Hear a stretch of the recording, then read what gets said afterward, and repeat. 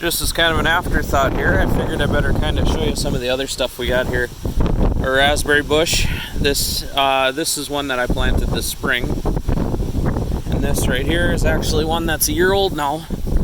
And they both seem to be doing fairly well.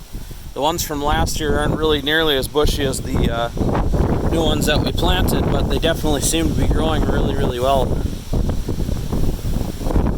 Starting to get a little bit of yellowing. I better water them just a little bit here. We haven't gotten any rain in probably 4 or 5 days, so starting to dry out a little bit and need a little bit of water. But otherwise, it looks like they're starting to take off pretty well.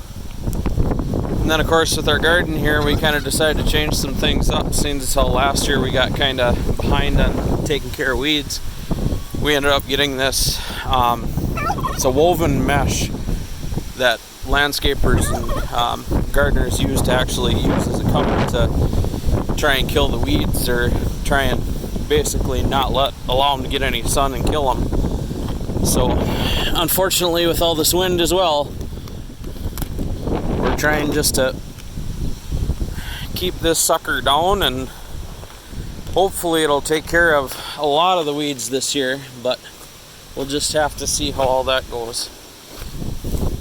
And then, as you've seen behind me here, we have a few pots.